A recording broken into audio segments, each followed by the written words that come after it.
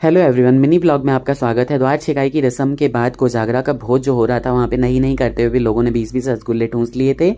भाभी को मेरी घरवाली समझ लिया गया था। हम बहुत हंसे इस बात पे। वर्षा ने अगले दिन सुबह बहुत सारे ठूंस के रसगुल्ले मुझे खिलाए। विकास जी के ससुर जी के साथ पूरा हमने देहरादून घूमा पैदल। यहाँ मौसी जी के लड़के यानी मेरा भाई मुझे लेने आ गया। मौसी जी के बड़े से घर में यहाँ पे चाय के साथ मेरा स्वागत हुआ। मौसी जी के खेत खलिहान पूरा घर देखा, किचन देखा। झाजी ने बिठा के अपने साथ मुझे खाना खिलाया और यहाँ पे फिर मैं वापस आ गया और बहू की मुंह दिखाई के लिए बहू को थोड़ा बहुत नेक दे के और मुंह दिखाई की, बहुत सारा आशीर्वाद दिया, रसगुल्ले दही खा के फिर दोबारा मैं निकल पड़ा भारी मन से गाजियाबाद की तरफ। सच में बहुत ही भारी मन छोड़ के जा रहा हूँ मैं सबको यहाँ पे। आते ही मम्मी को बहुत ही अच्छी लगी लहठी और साड़ी जो लाल दीदी ने दी थी। बहुत सारा सामान दिया था लाल दीदी ने, पपीते, मखाने, चूड़ा, बहुत सारी चीजें दी थी और बच्चे भी खा के बहुत खुश थे। लाइक शेयर सब्सक्राइब करिए ब्लॉग को। Take care. मजा आ गया।